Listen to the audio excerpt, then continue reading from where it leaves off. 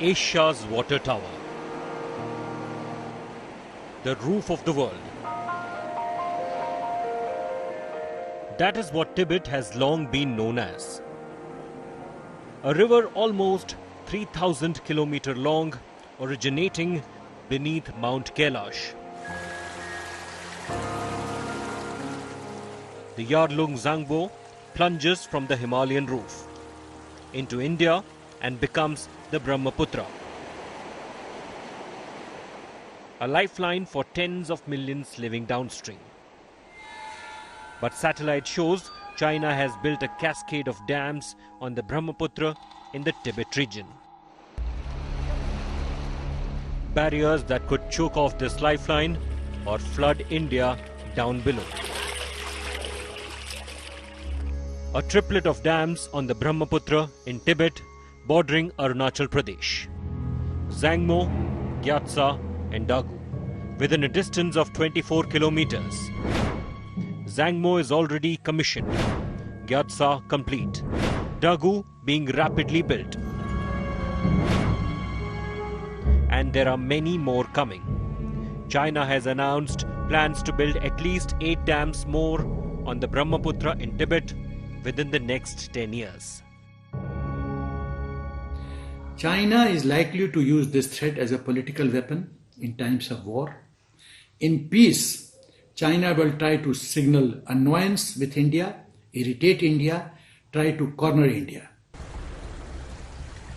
Officially, China claims to be building dams in Tibet to tap hydropower. But its upper riparian control allows Beijing an opportunity to regulate flow of Asia's major river systems, flowing into India, Vietnam, Cambodia, Thailand, Nepal, Myanmar and several others. The satellite image analysis, for example, of the Taku Dam, which is under construction, shows 2 inlets and 2 outlets with 900 meters in between, which is totally dry. The river is going under the mountains. This tunneling is actually not required because this is a run of the river dam, and just like the Gyatsa dam, the water could be diverted from the side of the dams.